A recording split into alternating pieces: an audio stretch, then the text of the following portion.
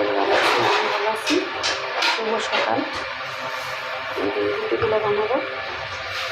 আর কথা আপনারা ভাবতেছেন এতগুলো রুটি মানুষ জানি কতটুকু সংগ্রহে না, এই রুটিগুলো বানাবো। আরও বানিয়েছি এই যে এগুলো আমি যারা চাকরি করে তাদের জন্য সুবিধা, কারণ বেশি করে রুটি বানায় একটার একটা পলি দিয়ে সুন্দরভাবে রেখে দেওয়া যায়। এরা আপনি 5-6 দিন ডিপে রেখে খাইতে পারেন, কোনো সমস্যা নেই। আর কারণ আমি চাকরি করি তো আমার সময় কারণে আমি দুগুলো রুটি বানাবো। আমি ভিডিওটা দেখতে থাকেন, আমার পাশে থাকেন। আমি পুরো সব কিছু বানিয়ে আপনাদেরকে দেখে দিচ্ছি।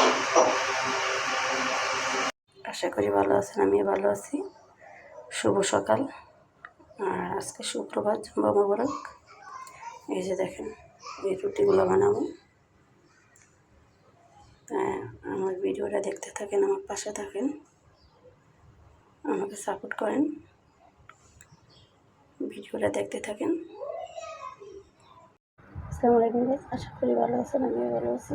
আমাদের সকালের নাস্তা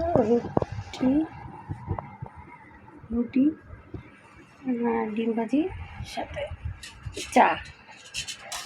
যা। আর ও তো ঘুমায়, ওর চা রাইখে দিলে পরে গরম করে খাইব, চুলা তো গ্যাসও নাই। ভালো থাকেন, সুস্থ থাকেন। আসসালামু আলাইকুম।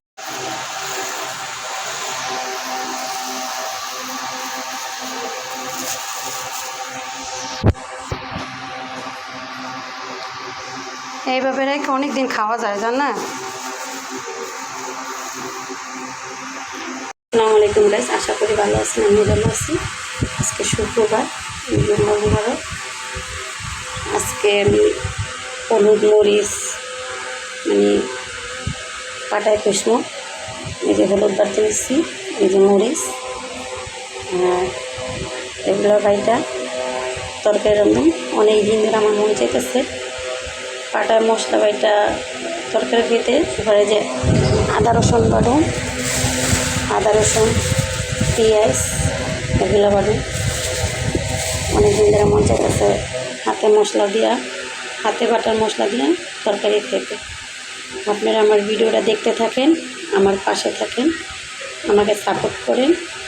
আর আজকে শুক্রবার, জুম্মা মোবারক। আশা করি সবাই ভালো আছেন, ভালো থাকেন, সুস্থ থাকেন। আসসালামু আলাইকুম, আল্লাহ হাফেজ।